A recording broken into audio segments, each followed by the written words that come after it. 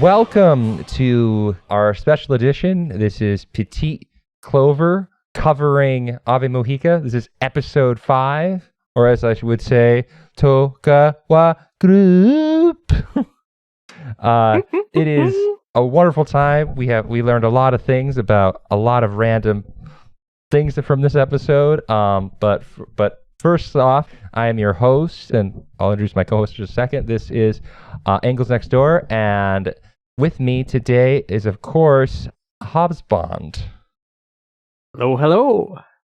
So this was a pretty interesting episode. This is the post-breakup episode, a very low-key episode for who we believe the main character of this show is, Obliviousness. Oblivioness. She doesn't talk for this whole episode, but it's very much about following her journey. She leaves the home of the blonde girl, which is a sad state of affairs. For the blonde girl. She makes a coffee and she has 2 coffee cups because she misses her, despite the fact that she knows she's never coming back. So, like, does she refrigerate the second cup and just have it later? Or does she throw that second cup away? Like, is there a waste here? Oh, that'd be great. Like, all of the food that she's prepared for her has just been, like, frozen in some cases, and it's just constantly being replenished every day or kept. And she's like, one day I'm going to force feed all of this when we get back together. It's like Oblivioness really did not state why she's leaving. I mean, she went back to her dad's place and picked him up from jail again. As you do. And then she went back to her grandfather's place. Her grandfather just showed up and just picked her up. Wait, Hobbsbond, I just realized something. Do you remember? So I think there's a scene when she goes back to her grandfather's place where there is a blue-haired woman that helps her with her luggage. I wonder if that's her grandmother. That was just a servant. Yeah, but she had blue hair. Because why would she call her young lady? Oh, that's true. Well, maybe there's a scandal in that maybe her mom that's her real grandma. Are you saying this grandfather ostracizes every member of the family eventually? Yeah. I'm just saying this because, like, behind production, we were trying to figure out where Oblivioness's hair color comes from, because we were kind of trying to prepare this episode, and I just thought of this. Yeah, the science of anime hair color genetics is very complicated. It's very complicated. But usually we have some idea of where it's coming from, but it's not coming from her mom or her dad. Yeah. So now we're kind of looking into the grandparents. Yeah, but she's now back with her grandparent. My big takeaway is that I now have a theory that the grandfather funded Ave Mujica, because it's revealed in this episode that he refunded all the tickets that were going to go to the rest of the tour to every customer, which I think is probably pretty expensive. Does that mean he's a funder? For me, it is. I don't know how you feel about it. Like, it seems like he was, like, secretly funding them. Yeah. Without them knowing. It's kind of like how, like, there are theories that say one of the reasons why we have so many Mormon influencers on Instagram and stuff is if you go on Google AdSense, there's a lot of money for content that mentions Mormon and Utah and things like that. And it's believed that, you know, perhaps the Church of Latter-day Saints is pouring money into ads for all Mormon content. So it's a way of paying these influencers without them even knowing. So is this what the Togawa group, is that what it's called? Togawa Group! Yes, so they are just pumping money into those ads. So into, I don't know, finding ways to be boosters of Ave Mujica. Yeah, this is all part of the plan to take over the world. But moving on from that, because we only have a limited amount of time. So she also is confronted by her old bandmates, except for Mortis. Mortis or Mutsumi. She's. If you want to update on her, she's still on the stage, joking. She went back home and is crying. It's like, I can't bring Mutsumi back. She won't wake up. Yeah, we had after credit scenes. There was just a pure horror scene. Yeah. Like her room is all dark. There's just toys just spewed across the floor. Mm-hmm. Kind of making it look like the massacre had happened there. Mm-hmm. And she's like pensively stroking the guitar. And I think it's one of the members of their old band that's there to check on how she's doing. And I think to recruit her into the new band. The new band, same as the old band. We're getting the band back together, but not Ave Mujica. No. We're getting the band that was the first band that Oblivionis created when they were like middle schoolers or something. It's like Cry Check or something. People who are actually going back, I did. Or like Cryptic? Cryptic or something, like cryptocurrency, you never know. Maybe this is all, maybe the grandpa is like pumping like depression onto the keyboardist, Oblivionis, so that she goes back to her old band. So, and then they're going to have Togawa Grouuuuup presents cryptocurrency. What if the grandfather made her father the fall guy so that she would live a tough life because she believes that art comes from suffering? And he doesn't agree with David Lynch, who points out, actually, no, you make good art when you actually are comfortable enough to be able to think about art. Yeah, no, this is definitely, I think we may have brought it. Do we bring up David Lynch? I mean, I don't know how much you've edited of the last episode, but yeah, David Lynch recently died in the past month, and bringing that up because we had a whole thing. Yeah, and everyone should watch the commercials he made. Yeah. For what was it? A Japanese like. Was it like Georgia? Was it beer? It was like Georgia coffee or something. Coffee. I think yes. it was, or something like that. Yeah. No, that was interesting. Yeah, buy 2 cans of it. One for you and one for your friend who's left your home. Yeah. All right. So that's where Mortis is. That's basically all Mortis is in this episode. She's kind of where she was last episode. She doesn't know how to bring Mutsumi back. As we've already mentioned, the band is getting back together. Off podcast, I had to realize that there is a second purple-haired girl that is not my MVP of this show, Amoris. # not my purple-haired girl. But that's also the lead singer of cryptocurrency by Togawa Grouuuuuup. Do we need to find a nickname for her?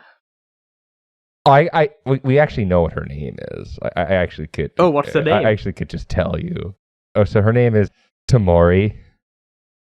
Tomori. Yeah. Okay. So Tomori, and there's another girl that was introduced in the first episode, but going back and trying to figure out what hair color of the Oblivionis' mom is, I realized that some of these characters who I had no idea who they were just in the old cryptocurrency presented by Togawa Grouuuuup. We get reintroduced to Anan, the pink-haired girl, who, for some reason, when she evoked Togawa Grouuuuup in this episode, a jingle plays with it. It's good to know capitalism forces us to remember really, really stupid jingles. I almost doxed ourselves by revealing a jingle that I know where you could figure out what city it's from. We grew up in. But that's the thing. We associate jingles with small local companies because that's where you grew up. That's how jingles work. Yeah. This is a major conglomerate that probably controls a huge part of the country's economy, and the kids are singing the jingle like it's cool. And that's a bit dystopian. Also, it feels like cryptocurrency presented by Togawa Grouuuuuup did not realize that Oblivionis was rich. That, I find that absolutely funny that they didn't know that she was uber rich. Because there's a lot of points where Anan and Tomori are like, oh wow, she has a nice car. She has a really nice supercar limo. And that was interesting. So, okay, that's good. This is why Oblivionis is depressed. She doesn't talk to people about her problems. And when she does, she talks about it in metaphors and tries to make a bizarre, large, hardcore, avant-garde, erotic, rock play avant-garde play rock band.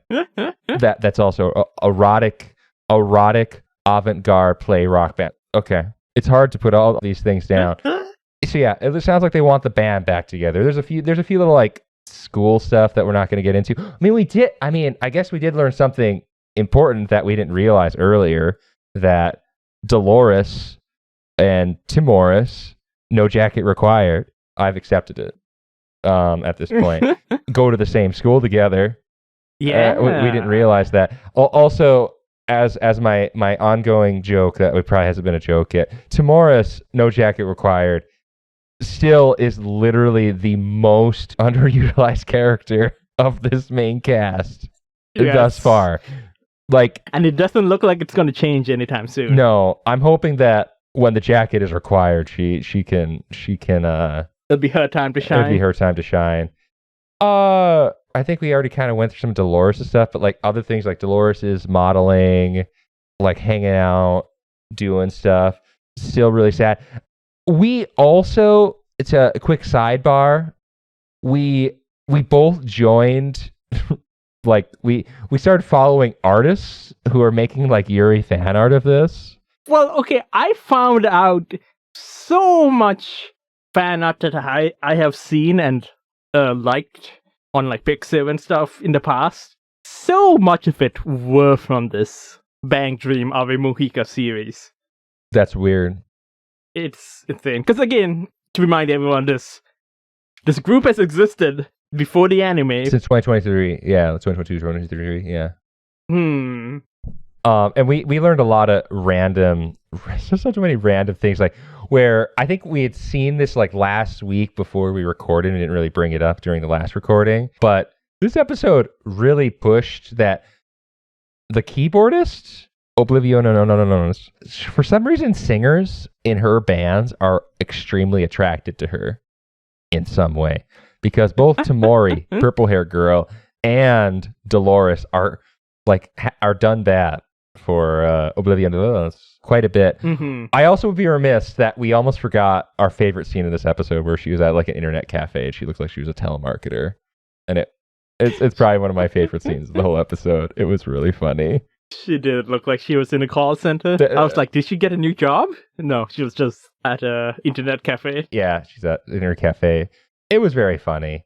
So other things that happened in this episode is that we got to go to my MVP, Amoris. She is off on her own, and she's doing a lot of the variety shows, it seems like, going on. Yeah. Which is weird because she's no longer part of a band, so I don't think she has relevancy. I mean, she's still like recording like YouTube clips. There's even a scene when the brief moment where Oblivion is back with her dad, where her dad is watching the variety show, it looks like, or it's just on, and like Oblivionus like shuts the door and because she's like, I can't handle hearing from Amoris. And Amoris also is afraid of getting into acting, and this is another topic that we had this. Now we're going to talk about this a little bit more because we had got to the whole absurdity of it. But the fact that Amoris thinks that Mortis being inert and just literally sitting there as a panic attack, has a panic attack and literally goes and slips into a different identity is like peak acting, is really silly. It's like absurdly silly. And yes, some people who are listening to this comment right in will probably say, well, she did a little bit more after that. I'm like, barely. She just kind of looked in a vague direction and said a few like bizarre word salads, because that's all you have to kind of do when you're in Ave Mujica, is just say something vaguely ominous and about identity and the lack of power. But Amoris just has an imposter syndrome because she's like, I can never act as well as someone having a panic attack on stage. It's true. It's hard to fake a panic attack. Well, okay. Actually, no, what I take it back. If you know what a panic attack looks like, it's possible. True. It's possible. It's just hard. It's just weird that you're holding yourself to the standard of a panic attack. Yeah, definitely. I think it's very silly that you hold yourself to a standard of a panic attack. Like, she wasn't acting. She wasn't acting, no. I mean, also, it's still a week has gone by, and I still have not gotten over the fact that Mortis said she can't play guitar. It is still one of the most absurd parts of this show ever, it's so silly. It's so great. Just a massively successful band goes to rehearsal, and one of the members is just like, "Yeah, I can't play my instrument." Huh? And they're lucky that they're like a super mega group that has security. Like I would have.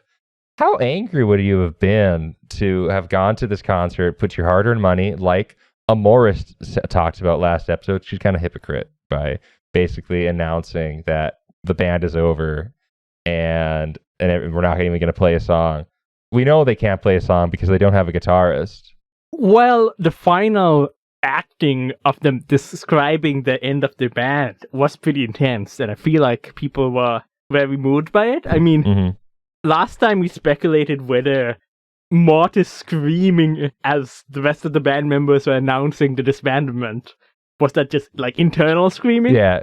But then the audience commented on that, so it sounds like she actually was screaming. Which is another panic attack on stage. But this time, Mortis is not mentally stable. Not gonna lie. I mean, literally, again, the episode ends with her looking pretty psycho, not sweet. And no. That's what that song is. Oh, she's sweet but a psycho, little bit psycho. Actually, she's a lot psycho. Oh my gosh, I should make it AMV.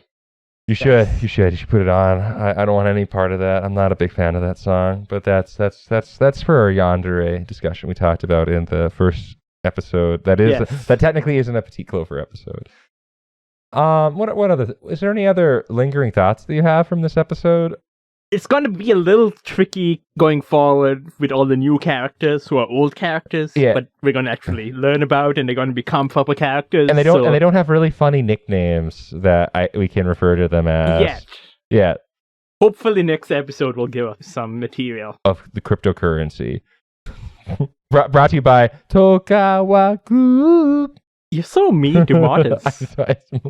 I don't like that way you can't complete a function as a part of a band, especially when so much importance is put onto you, and they had to reiterate. You're literally the main player of the most important musician of most bands. Yeah, of a rock band. Yeah, I mean, this is no like Les Claypool, where like the bassist is like the coolest. Is like the main part of it. I guess Rush like that, but we're gonna do like Primus. We're gonna say because Primus technically is kind of proggy, so that counts. They made the South Park theme song. I mean, I think Les Claypool did. Oh wow! But Les Claypool has a very fun bass style, like a very very fun bass style. It's very unique. I don't know many people that could play like Les Claypool. Yeah, Primus, Sailing to the Sea of Cheese, classic. Sorry. I think we might see the cryptocurrency brought to you by Togawa Group come back in the next episode or two. But I also have a theory that Mortis is going to get over her stuff and is not going to rejoin cryptocurrency group. Oh. So here's one of my two theories. I think Ave Mujica is going to come back together. I don't know why I think that. That would make no sense. But I wonder that if Obliviousness will be in two different bands. No, I feel like it's going to be one or the other. And there's probably going to be a fight over her, both romantically and for band membership. I can't believe I somehow found a way of bringing up Yes, but Yes had a very similar instance in the late 80s where A.B. Anderson, Burford, Wakeman, Howe basically formed, and they created their own album, ABHW. Oh, it's like ABBA. Anderson, ABWH. I think that's what it's called. And basically, they competed against Yes, and they eventually come together to create the Union record, where it had some of the more famous members of the original lineup of Yes. Okay, one of the best lineups of Yes. So, what if they make a super group called Ave Mo Crypto? Ave Mujica, brought to you by Togawa Group.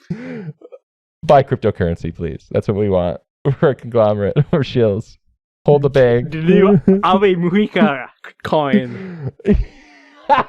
Yes. I still like my name, Ave Mo Crypto. Brought to you by Togawa Togawa. Group. And with that, I think we're good, right? Yeah, I think so. I think it's been a wonderful episode. Write in, write comment, yes, subscribe, do all those fun things. It's been Petite Clover. I am your co-host, Angles Next Door, and my co-host, Eric Hobbs Bond. and remember, Togawa Group, and have a great night and day, or week, or year. Bye-bye. Bye. おはようございます。あら